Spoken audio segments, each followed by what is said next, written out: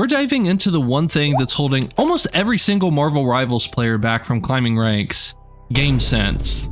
We're breaking down simple steps you can start instantly to skyrocket your game sense, from the basics to pro level tips that'll have you outsmarting your opponents like you're reading their minds. You ever see those clips where you're like, okay, how did he know to do that there? Yeah, that stuff. We'll cover the essentials first, then dig into advanced strategies to master your gameplay in Marvel Rivals. Let's jump in and get you ready to outplay everyone. Alrighty, Ro, let's start with the core of game sense in this game: playing numbers. Knowing when to push aggressively or hold back based on how many teammates are alive, for example. Are the numbers on your side or even? You also need to track your teams and the enemy's teams alt charge to anticipate those game-changing plays. Map awareness is huge too, knowing the strong positions and weaker areas of each map. And don't sleep on callouts. Every time you die or spot an enemy, call it out. Our Luna just died, where you can just ping a penny nest. Do this every game though. And these basics are critical, but they're just the foundation. If you want to climb to high ranks, you're gonna need to go deeper. So let's talk about positioning. The art of not being a sitting duck. In Marvel Rivals, if you take a fight and the enemy spots you, do not peek the same angle again. That's a one-way ticket to the respawn screen. Instead, reposition. Say you're playing Iron Man and you blast a repulsor shot from a corner. They see you. So don't just pop out again like a predictable piñata. Slide to a new angle. Hover up or flank through a side path. This keeps enemies guessing and throws off their aim. Constantly mix it up with positioning. You can even be a planned unpredictable. I love this. So something I like to do is a 1-2-1, 3-2-1 kind of peeking style. So here's what that looks like. Super simple. So this would be position 1 right here. So this is peeking number 1 when you shoot at them. I don't want to kill these bots and have that distract us. So position 1. So we peek. So that's position 1. This is position 2. So 1, 2, 1. And let's try that again. So 1, 2, 1. And then I'm going to do 3, 2, 1. So this would be position 3, 2, 1.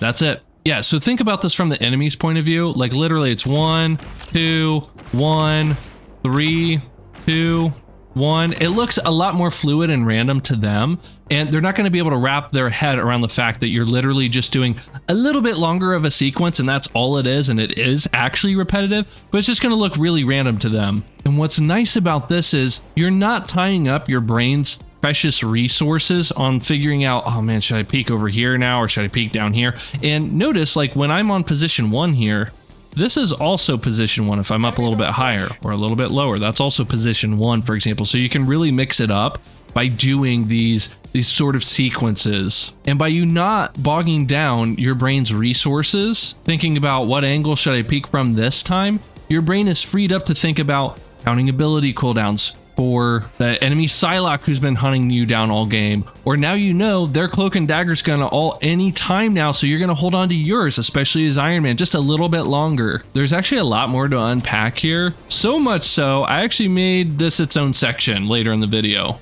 And as far as your team numbers are concerned, always keep track of this. Keep a mental track and know when to step on the gas, when to pull back with your team, when to pause for just a second, when you have momentum, when you should step outside of an ultimate, when you should pull someone outside of their ultimate. There's a ton of nuance here, and it's really easy to get lost in the sauce when everything's going on in a fight, but pay a special attention to your team and the enemy team's numbers. It's super easy to steamroll or get rolled whenever the numbers are in a particular team's favor. Numbers is really big, and this matters more and more the higher up in elo that you get. So keep an eye on them numbers. Did you know you can support the channel by becoming a member? What? I know! Seriously, look how cool these badges are. They unlock over time the longer you're a member too. I think they are so super cool, dude. There's a coaching tier and stuff too. Link is in the description. Back to the video. Next up, let's talk about being unpredictable. This is more in depth than when we just discussed planned unpredictability. Marvel Rivals is a chaotic superhero brawl, and if you're doing the same thing every round, you're basically handing the enemy team a script to counter you. Let's say you're on attack as Black Panther, slicing through a particular flank, Don't run the same route the next round. Mix it up. Lurk through a separate side path, join the main push, or fake a flank and double back. When you're playing Doctor Strange, don't portal to the same spot twice. Place your portals in weird places. You're called Strange after all. Seriously, place your portal on high ground somewhere that often is contested easily. Cut an enemy team in half with your portal so it's a quick 6v3. Put them on the objective and back to your spawn before you even die so your team can hop in and out for full HP at their whim. There are endless ways you can abuse this ability. Here's a high elo example. Hold unexpected angles as Black Widow or Hela. Perch on an obscure ledge, sniping a key target, and then drop to low ground or an off angle the next round to catch flankers. And more specifically how you can apply it. One round, hold a standard sight line. The next, tuck into a weird corner or behind a random object. For duelists like Human Torch, swing wide one round to flank, and then play tight to your team the next, using a cheeky off angle to fry unsuspecting strategists. This forces enemies to check every corner, slowing their push, reducing their efficiency, their second guessing, and you get the point. This might seem like an easy to do, and you'd be right, but Grandmaster players don't do this consistently. You can exploit enemy habits. Here's another example. Read enemies like a book by simply analyzing what their preferences are. If an enemy does a particular ability once and gets value out of it, I make a mental note of that. I don't wait for them to do it twice, which is definitely a pattern. You need to beat them at their own game. Savvy gamers know that they can get away with a trick once, and twice if they're sneaky about it. Well, your job is to ensure they don't do it twice. And if you do it right, that means not only did you stop them at their game and throw off their rhythm, but it's likely they won't expect you to stop it, nullifying the value they should have gotten from an ability or an ultimate even, and you got additional value from the ability or ultimate that you used to counteract. Notice how you not only effectively cancel an ability of theirs, but you amplify the efficacy of yours. If a Magneto keeps bursting the same duelist of yours, set a trap as Groot, placing a wall to block Magneto's LOS, which might coordinate a team collapse. Now Magneto doesn't know how to provide immediate value because his brain needs to process how to either deal with you, or now he's concerned your now protected duelist is off wreaking havoc on the enemy backline. And again, more specifically, how to apply this in a specific scenario. Watch for enemy patterns. If the Rocket Raccoon always dashes to the same platform, you can pre-aim that as Widow or anticipate and catch him as Emma Frost. You can even call it out. Hey, I'm gonna ult team, Rocket is gonna dash over here and then ping his favorite little spot. If their Scarlet Witch pops ult at predictable times or locations, save your counter ult or ability to nullify it. You can grab her out of her ult, throw up a bubble as Mag, bubble as Hulk, throw up a shield as Invisible Woman. There are a lot of tricks out there, especially against Scarlet Witch. No offense, Scarlet Witch mates. Track these habits over rounds and exploit them ruthlessly. And go ahead and play mind games through utility. And here's how you can apply that. Use abilities to mislead. How often have you done this? As Venom, dive in like you're committing, and then swing back immediately after you've baited out their abilities or ults. As Doctor Strange, fake an ultimate to draw attention. You know the classic move, you frontline super hard and then you levitate quickly and cancel it and drop on the enemy team. Do all of those things, just don't ult. You might force an enemy counter ult by them for no reason. This creates chaos, letting you or your team capitalize on their panic. You'll be surprised how much you can get away with this against certain teams. And some strategies work against certain players better than others, so get used to constantly shuffling between playing weird.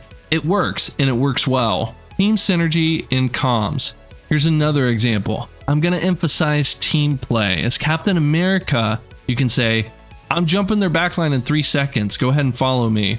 And that will sync with your team, ensuring a coordinated dive. Potentially, depends how your team's playing.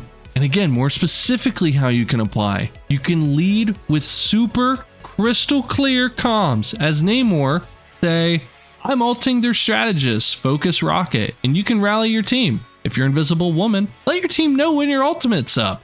Your team knows you're going to be playing around it now, and so will they. Well, some of them at least. You can sync your plays with teammates' abilities, like pairing Thor's Awakening with Groot's ultimate or walls for a devastating combo. Now let's talk about 2 game-changing habits to set you apart. First, VOD reveal. I know, sounds like homework, but hear me out. You don't need to analyze every match like you're prepping for a championship. Just pick one game a day, or even one every few days, watch it back and ask, what did I do well? Was my aim good? Was my positioning on point? Then, be brutally honest about your mistakes. Did you overextend his Namor and get taken out? Did you waste your ult as Storm because you panicked? Write down one thing you did right and one thing you messed up. And pro tip, do this at night, right before bed if you can. Your brain processes info better when you're not distracted, and you'll start internalizing these lessons like you're downloading new powers. I don't know, I'm trying to keep it superhero related here. Second tip, and this one's my favorite. Use your dead time wisely. Getting one-shotted or solo ulted stings. I get it. You're sitting there, might be upset, ready to type something in the chat. Don't. Instead, spectate your teammates. Actually look at them. Watch how they position, how they use their abilities, and what works or flops, or what they need help with.